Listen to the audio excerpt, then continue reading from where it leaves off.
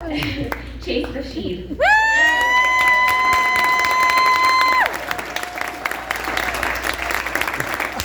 Chase is a proven community leader and civil rights activist. He's been involved in local actions for many years. Back in 2022, Chase was a candidate for local office in the Conejo Valley, making history as one of the first openly LGBTQ+ Black Democrats to run in Ventura County. In 2023, Chase was instrumental in organizing efforts to advocate for district-based elections in the city of Thousand Oaks to advance fair representation. Can we give a hand to Chase?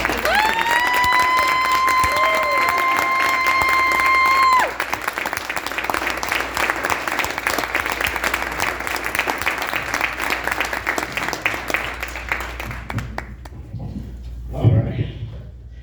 Oh gosh. You know what, I really didn't expect to get an award for this. It was not something I did for recognition. It was something I did because it needed to be done. Right. I'm tremendously grateful for this honor, and I wouldn't be here if it wasn't for a young man and a young woman from Clarendon, Pennsylvania. My grandmother taught me how to read from the newspaper. She taught me the importance of political engagement, and this would not be possible without her. And she passed on last year, but this would not have been possible without her teaching me about being a Democrat. Not that it's a political party, but it's a matter of principle.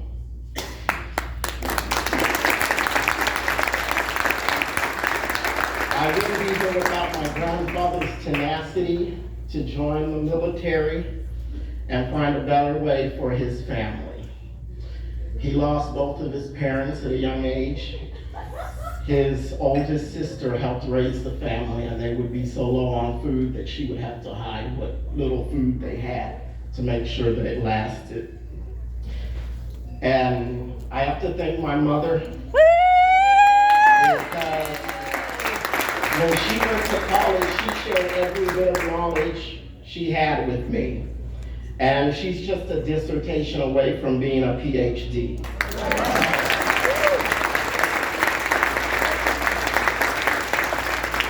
So at a city council reorganization meeting many years ago, I told the council that it would be a good idea to transition to district. So this has been on my radar for many, many years.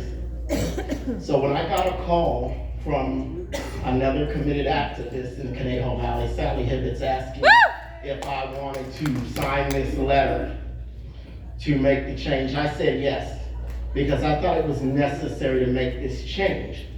And I didn't just sign the letter, I wanted to be part of the process. I wanted to draw a map that was representative of the city of Thousand Oaks as a whole, but also one that represented underrepresented populations, particularly our Latino community. Now, I've grown up in underrepresented neighborhoods all my life, and I don't want any other person to grow up feeling like that, so that's why I did what I did. Now, we didn't get the map that we wanted, but we lost that battle, but we won the war by getting districts. Right. And unfortunately, there were some folks on the council who felt they needed to stoop low from the dais to attack me. I was accused on social media of drawing a map that was politically motivated to pit two incumbents against each other. That was not true. So when a council member misrepresented my words, I came back at the next council meeting and I said, this map was drawn to represent underrepresented communities. It was drawn contiguously, which I don't think he knew what that word meant. And you know, the negative words can't hurt me, and I'm gonna say this.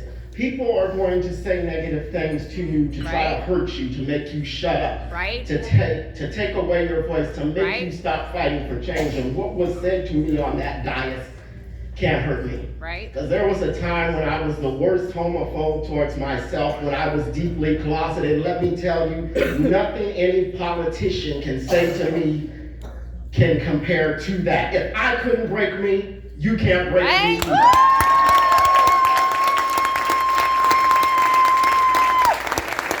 And while I didn't make this change for the Democratic Party, I did it for democracy overall. This change is going to allow us to have better representation in the city of Thousand Oaks. We will flip the Thousand Oaks City Council, and we will get more representation in that city, because you know what, a lot of underrepresented communities, they don't get representation. They don't care about our votes. If we cannot cut them $500 checks, they don't step a foot in our neighborhood. Right? And that's why the at-large system was bad. And the at-large system was bad because it allowed radicalism to seep into our communities. We see with CVUSD, since we switched to a by-district election method there, we swept the entire board, 5 Democrats on the board, no radicals. Because when a radical has to stand up face-to-face against a Democrat, their ideas will fail. They can't rely on technicalities to pull them through. They have to stand up face to face with a Democrat, and the community will see the difference between the two. Last year we won across the board against radical candidates, some of which I'd never even heard of. But let me tell you, and some of those candidates are working to change our school system so they can get public school funding sent into private schools. We gotta fight against that. But let me tell you, I'm gonna keep working at this, and we're gonna flip the Thousand Oaks City Council, so let's sweep it next year. Thank you.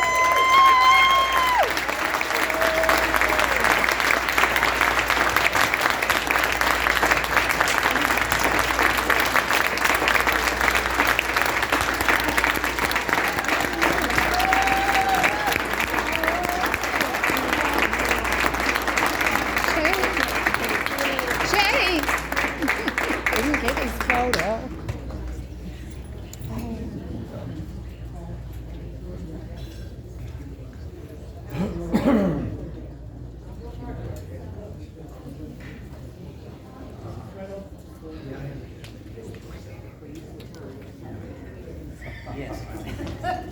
Yes. For sure. Patricia, congratulate him for me. That was wonderful.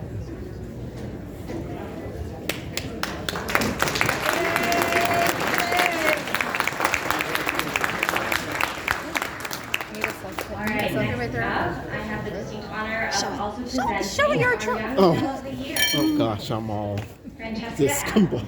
Okay, we're gonna do this.